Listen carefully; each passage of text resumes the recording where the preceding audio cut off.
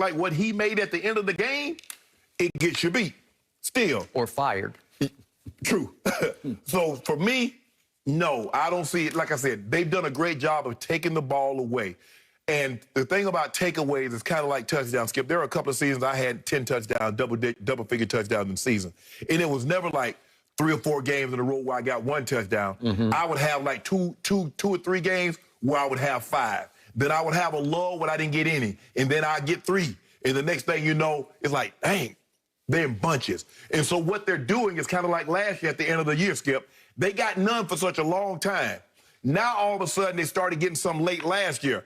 The same Byron Jones, the play that Trayvon Diggs was made, Byron Jones knocks the ball down. Trayvon Diggs interception. Thank you. The ball's on the ground. Normally, sometimes the ball gets pushed out of bounds or one of their players dive on top of it. What they're doing now, any ball that's on the ground, Cowboys are falling on it. So they're getting these turnovers in bunches. But you know, Skip, sooner or later, they'll go 3 or 4 games where they don't get those turnovers. And then you'll see just how good they are if they not getting those turnovers. But I don't really see the difference because they're exactly where they were last year at the same time, 1-1, and they could have been easily 0-2.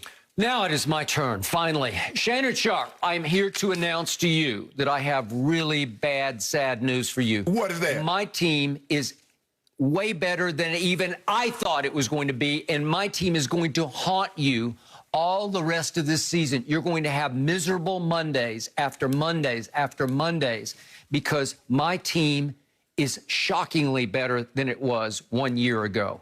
Let me count the ways. I start with the defense. I told you that Dan Quinn is the new coordinator on defense in place of that disastrous Mike Nolan last year. He's changed the spirit of the defense. The young players have changed the way they play defense. And I'm giving you huge credit for this. You called Micah Parsons before I did. I wanted Patrick Surtain, and he went to your Broncos, and I think he would have been a great pick for my Cowboys, but he wouldn't have been the best pick for my Cowboys because what we needed the most was what you saw early on pre-draft. Micah Parsons is a game wrecker.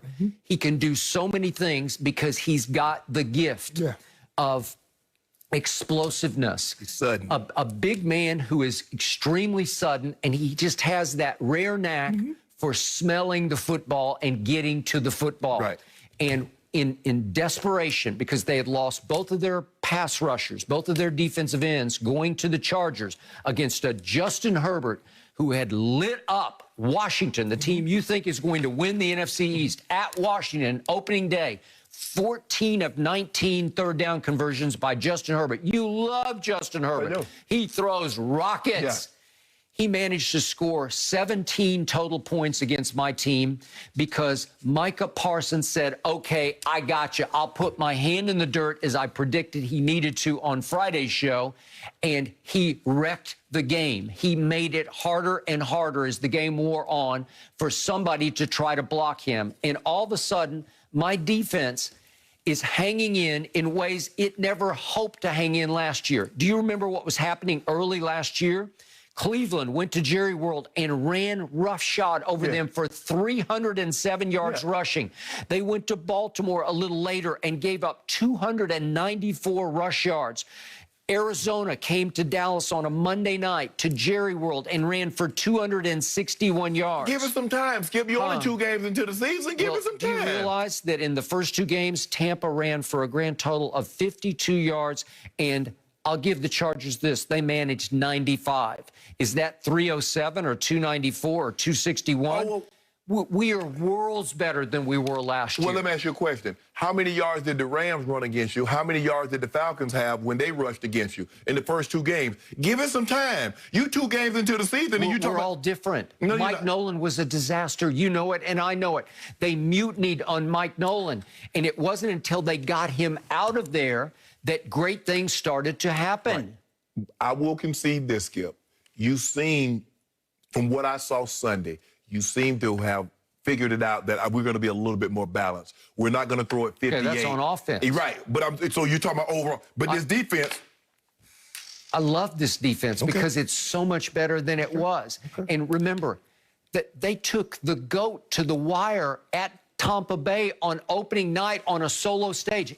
They had to get goated to lose the game. They had to get goated. It took Brady doing what he does greater than anybody in the history of football. It took Tom Brady at his greatest to hold my team off 31-29.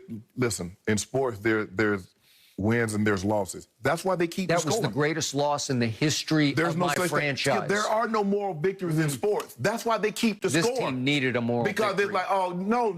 Okay, what's the most difficult opening day or night test in pro football? It would be at the defending champs, right? We went there and played them 50-50.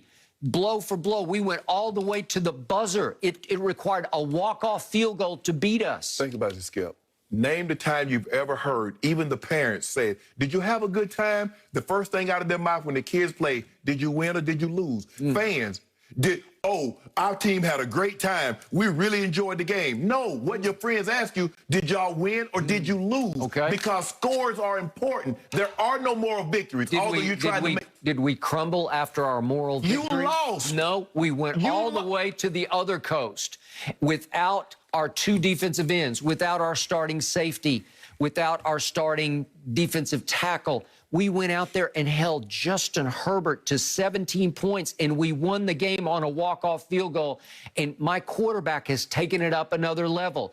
You saw Dak Prescott play his greatest game ever on opening night, head-to-head with the GOAT at Tampa Bay. Well, I don't know what more he can do. He can't play much better than that. Well, he can win. He should have won. Would you rather him play a little worse and win or play better and lose? They were a 9-point dog there.